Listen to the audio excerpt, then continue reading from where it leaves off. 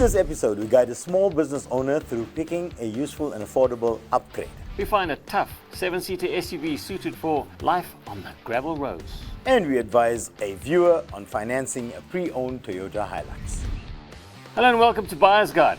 Now every week we try to provide you with useful advice, whether it relates to buying, selling or maintaining a vehicle. Now if you've got a question for the team, you can send an email to buyersguide@ignitiontv.co.za and contain as much information as possible, as well as a picture of yourself. And joining us in studio to help resolve those troubling automotive issues is Gift Makoti from Gifted Media and new to Buyer's Guide, Errol Levine from Wheelie. Hello gentlemen. Thanks for joining us Welcome today. Errol. Good Thanks to have to you have here. you in studio for the first time. Gift's been here a lot. Errol, it's your first time. It's very easy. We'll just go ahead with it. Okay. All right, let's get into our first question, which comes from Damien, a cycling coach and small business owner. He needs a practical upgrade from his 2013 Ford Figo to carry bikes and ramps. He's weighing a Nissan NP200, Chev Utility, or Suzuki Eco panel van. With a 2,000 Rand a month budget, which car is best suited for his needs? Okay, Errol, you're new to the show. You're from Wheelie. What is he going to get for 2,000 Rand a month? So you're not going to get much for 2,000 Rand a month. So to be honest, on that side, you're probably looking at about 120,000 Rand value. So to purchase a vehicle for your business at 2,000 Rand a month is a bit difficult. Yeah, because you've got to add insurance and that as well onto there. Even the maintenance. I mean, a vehicle under 120,000, you're going to look at over 100,000 kilometers. So you'd have to understand the history of the vehicle and how many kilometers it's going to have. Is it going to be longevity if you're going to take it in your business? So is it a wise decision to even look at a vehicle at 2,000 Rand a month? Well, he's got to put bicycles. The Ford Figo doesn't work, Gift. He's not going to put many bikes in a Ford Figo, is he? Roof rack. Yeah, A couple of roof racks. or trailer. But listen, this is not a good budget at all. Like you just said now, insurance, you've got to factor in tracker, factor in many other things. But also, I think the underlying factor is he's using the car for business. Yeah. That means the car is still going to be overworked. It's not going to be a daily commute to work and back. So There'll be a lot of mileage put on. yeah, absolutely, and I agree. I will even throw in 170 or 200,000 case. That's the car he's gonna get. If he does get one, because Chevrolet Utility or NP200, you know those cars are loved in South Africa because they are workhorses. Yeah. But for the price of 2,000 Rand, he might have to reconsider. But if he does continue with this, I'll say go for a Chevrolet Utility. If he does find an NP200, maybe one without a turbo, maybe that can last a little bit longer. Yeah. The problem with the buckies for me is that you're carrying bicycles, and if he's a cycling coach, he's most probably got some of the bicycles are most probably worth more than the NP200. Yeah, Nowadays, the bicycles are Definitely. expensive. So I think his choice of a Suzuki Eco panel van may actually not be bad because it's actually very spacious. It must probably get more bicycles in the panel van than you will on an MP200. Yep. Plus you can lock it all up. It's a lot more secure. So that's maybe a better option. What I would do is go along to a Suzuki dealer. Maybe they've got some demo models. Maybe you can do a finance package that can help you within your budget. Because like everybody said, your 2,000 Rand a month budget is not huge. It doesn't buy you a lot. And any sort of panel van, the cheapest one you're going to find is most probably a Suzuki Eco van. Because even an old like VW Caddy or something like that, that you may find in your budget, is going to have huge mileage. But you know what we haven't factored in here? He's going to get rid of the Ford Figo because he's getting an upgrade. Hopefully he doesn't have finance and he's still got cash to put down as a deposit. Yeah, see, that's That's the other factor. Well, he hasn't said anything here. But a nice option, I mean, an H100. It's paid off. His Ford Figo is paid off. And he's got a deposit. H100, K2700 with a canopy. More space than the rest over there. Yeah. Very reliable, fuel efficient. There's a easy couple to of maintain. options to have a look at there, but I think best thing to do here is to go along to the Suzuki as an example and see what kind of a deal you can get to do and see how far your 2,000 Rand a month goes. So we're going to move on to our next question now, which comes from 18-year-old Tebogo. He's fresh out of college and has 200,000 Rand for his first car. He's eyeing a 2023 Kia Rio 1.4 and is open to other alternatives. The car must be fuel efficient, reliable, and handle gravel roads. He's open to any transmission and seeks the best option in his budget. Gift 200,000, nice budget. Kia Rio, great car. Gravel road. You might need a little bit of more ground clearance there. Yeah, I mean, geez, have you been to Kruger Park and seen, the cars people go on gravel roads there? and The all fact that he mentions it must be a little bit worse than you and I think. Yeah, maybe. So one will be a Franks or a Toyota Starlet. Is it a Cross. Cross? One of the two. Will that fit in his budget? 200,000 rand budget. I'm thinking maybe like a more than that. Suzuki Swift. You'll be able to Also get one in small. that budget. That's still low down. Slow down, but a Still low gravel down, road's yeah. okay. So, Yeah. as I mentioned, I know you're talking about potholes. So I think any car is going to go through that. Yeah. The last thing you Yeah. want is a low-profile wheel. So I think the thicker the profile. That's an important the thing you bring up there because it's a lot of, this is a youngster, his first car. I'm out of college, I'm going to get myself my first car. What's the first thing he's going to buy on his first salary? Mags. Hey, Mags, don't. I hope Yeah. I hope he's not one of those because considering his age, he's gonna need CarPlay in the car so that it's not boring. Connect with the phone or Android Auto, and the two cars I mentioned now have got that for him. And if he's already looking for a 2023, looking at a 2023 Kia Rio, Yeah. he can get a 2023 Baleno. He can get a 2023 Franks. Yeah. And I feel those cars, they can carry him until he gets used to driving on a daily. And then Yeah, something But with for slightly someone, higher off-road, yeah. an 18-year-old, to not be looking at a GTI, I find this commendable. very commendable. I got 200K. Yeah. I'm looking at a GTI Or an M4. or an M4 or something. Yeah. M135. I don't think you're going to get a used GTL and M4 200 grand. Oh, you will. Oh, you will. You You'll just have to like get- 9 million We'll have no kilometers. engine in it. Yeah. Probably. Yeah. Kia Rio is a great option, I think. They're good, reliable cars. I like Gift's suggestion though of the Suzuki Franks. Yeah, you made a good point there because youngsters will want connectivity. So if you want Apple CarPlay, Android Auto, that kind of thing. Although nowadays there's plenty aftermarket solutions. Absolutely. Yeah. To add on to that. Yeah. But Kia Rio is a great car for that. When you say you ride on the odd dirt road, is it just a normal dirt road or is it one of those kaput dirt roads? Because that's the problem. How often do you do it? If you did once a month, it'll be fine. You just take it easy. So any car along that line. Gift's given us some great ideas there. And Kia Rio also great idea. If these gravel roads and potholes are terrible, then he's going to have to look at a Bucky, High Rider or something like that. And 200K not going to get him anything. No. Yeah. it's- Also, he's 18. I'm not seeing a. Yeah, I can't see him 18-year-old in a Bucky. Double cab Hilux. Yeah, no. Good luck. Good luck.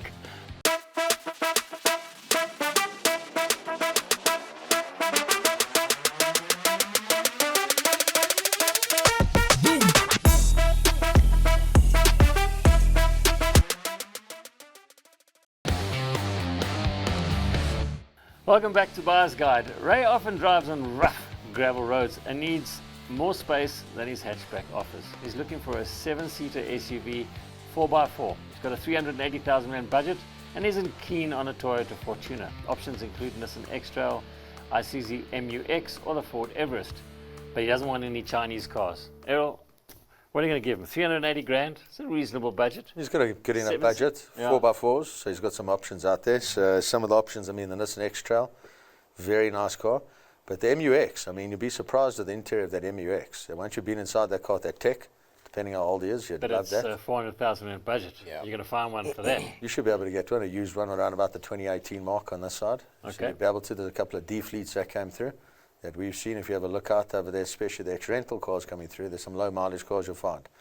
The Ford Territory, great. But it's in a different bracket now. Yeah. So now we're looking at two different cars. Previous generation, maybe. Previous generation, still reliable, big family vehicle, what he needed, off-road capability. Now, something got like the this, they space. could check on Wheelie's website, couldn't they? There's plenty available. You can So go there's onto your nice website options and here. check and see what's There's an available. AI check as well, so you can say you want to have a 4x4. You don't have to type in a Ford Territory. I need a 4x4. What's AI? Artificial Adam's intelligence. information. Close. So it's learning. It's giving practical way we talk on our side to say, I want a 4x4, I want a Bucky, I want a sports car. You type it inside, then it'll give you all the options instead of actually knowing the vehicle that you need. Okay, that's a great option. Just to go and have a look on the Wheelie website. Maybe you'll find something at a Wheelie dealer near you. But let's get him back to Ray. the seven-seater, something in a great off-road.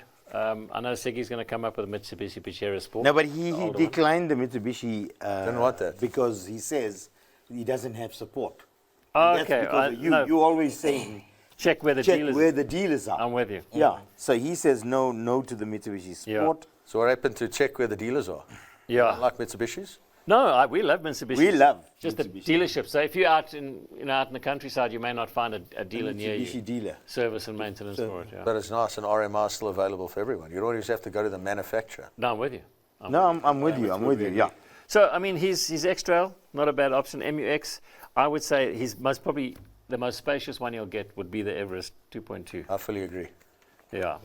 Practicality-wise is great. Yeah, I mean, and the earlier 2.2, if you buy a 2.2 Everest, they actually, if they've been maintained properly on that, they can do 300,000-400,000 Ks easy if you look after them. It's all down to maintenance. I've yet to see that mileage on a Ford, eh? Maybe you should. I'll bring you next time to one Yeah, of my please. lots of customers with I us. think just to chip in there, 2018, 2019, if it's still, maybe if he bought extended warranty Yeah. or extended service plan with the dealer, I know that Ford does have an option to come to you because he's not going to service his car every day. Yeah. He's going to service it once a year at the most. And he must also look at that option and see who is the nearest dealer and they can come to him and service the car there. You see, this is very important here. There's limited access to Ford, Isuzu, or Mitsubishi support. So go buy Toyota. There's Yeah. 100 tree near you. Okay, moving on. Definitely. Right, our next question is from Benjamin. He's shopping for a second-hand sports car with a 700,000 Rand budget. The car will mainly be for weekends and long trips. He wants strong performance, reliability, and manageable running costs. Coupes or convertibles are on the table, but is avoiding high maintenance or poor resale models. He seeks advice on standout options with a wow factor. Okay, gentlemen, I want anyone here to tell me which sports car has a manageable maintenance option. It's exactly what I was going to say. None of them. What are we gonna recommend for 700,000, Daryl? There's plenty of options out here, but when it comes down to manageable, what you mentioned, I mean, Yeah, well, BMW maintenance, good, M4, cheap maintenance, Nothing's low fuel cheap. consumption. you're not going to get that in a sports car. Thank you. So number one over here, you have to be practical, and practicality comes with a price. Yes. So my option, I mean, a Porsche Cayman, amazing. You want to get a two-seater, it's convertible, could pay what you want to get on your side, a boxed even. Yeah. But I think a good recommendation, BMW M4. There are more than enough parts available. Guys can service the vehicles. It's a fantastic vehicle. It's an everyday drive, Yeah. and it's still got the performance and the wow factor that he wanted to get around. Gift.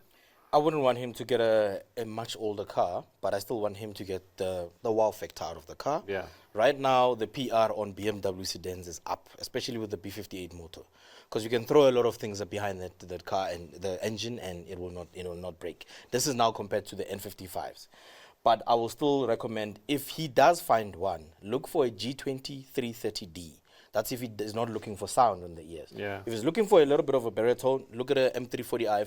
Might be a little bit behind, but you still get your CarPlay. You still find your heads-up display and all those. And it's a looker. So if you don't go for the M4, M3, because those cars, whoever buys them, hammers them. Maybe try one of these, anyone with the B58. I would say also you can throw in a X3 M40i that came in around 2019. You want something cool. Yeah. That one is a cool. You want a family car. That is a cool. I quite You know, like. I would put him in an M3 definitely. Errol's It's a wow factor. mentioned a Cayman, a Porsche Cayman, or the Boxster, or in that sort of 700,000 Rand, you can also find something like Z4s, SLK Mercedes. So you buy something like a SLK 350. It's quite a powerful engine. It doesn't have stupid technology on it. You know what I mean? Stuff that costs so much and makes the car unreliable. And stuff that definitely will break. Yeah, it's old school stuff. So something like an SLK doesn't have, like the SL has all the air suspension and stuff like that. You don't want it. You go for an SLK or you go for like a Z4. You can find a nice Z4 in that 700 bracket. And I'm sure you got lots of SLKs in that. I got out of the box option here. Out of the Anyone, box. what about a 325 box shake BMW? You can pick one up at 700,000 with a wow factor, something that's going to appreciate with value as well. The old E30s, Yes. if you can find. we We've can got find. some at Wheelie. We don't, They're but we will expensive. find one. You'll find one, yeah. So there's a couple of options for you. And, it's all what you prefer. Gift's given you some great ideas. I've given you some fantastic ideas, the best Really? of the bunch.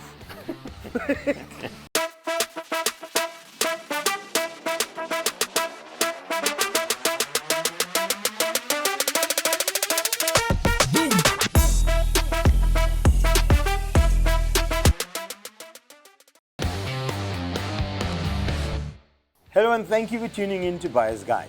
Joshua plans to invest 5,500 Rand a month for 18 months and use that money as a deposit for a 2017 Toyota Hilux. He seeks guidance on key checks he needs to take when he buys this car from an accredited dealer and what monthly repayments without a balloon will be. Okay, firstly, he wants to buy a 2017 Toyota in 2027. 10 years old. 10 years old. I'd advise him not to put his hard-earned cash into a 10-year-old Toyota Hilux because he'll have it for 3 days, or if that. But you're not going to get finance on it because it's already 15 years old. So it or 10 depends years on your old. quality. So Yeah. I mean, it 10 depends years on old. the client. I could finance a 20-year-old vehicle, so it's your credit history that you got, and they might require a deposit. They wouldn't do a balloon on that vehicle anyway. Yeah. But I mean, a balloon's a bad decision either way. But once again, what you mentioned, I mean, putting your money away and then putting it towards a vehicle, rather take your money and put it in an investment and let the bank take all the risk on financing the vehicle.